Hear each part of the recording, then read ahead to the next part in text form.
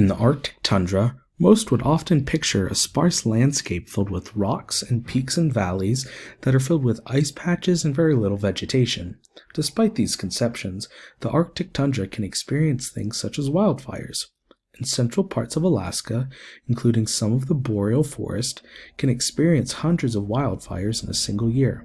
There are several things that can contribute to these wildfires. One is the decreased snow cover and warmer temperatures. Since there is a decrease in snow due to warmer temperatures arriving earlier each season, snow does not stick to the ground as long as it usually does, allowing for grass and other low vegetation to dry out quicker and sooner. One of the main ignition factors for starting these wildfires is the frequency of lightning strikes in this region. Called the Interior Lightning Belt, this region of land resides between the north side of the Alaska Range and the south side of the Brooks Range. This area is prone to an increased lightning strikes. However, this is a natural and irreversible process.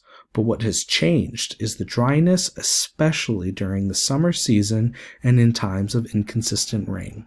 Normally, brush fires and wildfires that burn low vegetation are encouraged and tolerated in order for trees such as black and white spruce trees to have bare ground to drop their seedlings. However, these small brush fires can often be exacerbated by anomalously dry conditions and turn into large wildfires that can cause damage to the permafrost layer beneath much of Alaska.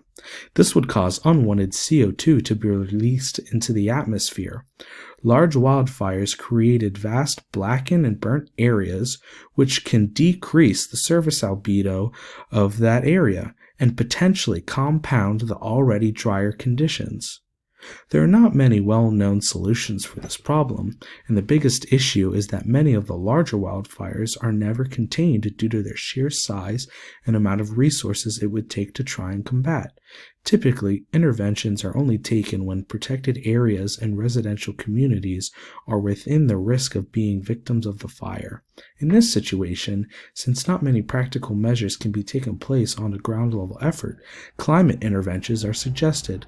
Following scenarios such as the B1 climate model, which aims at reducing carbon emissions in hopes of then reducing the impact of the sun on global temperatures.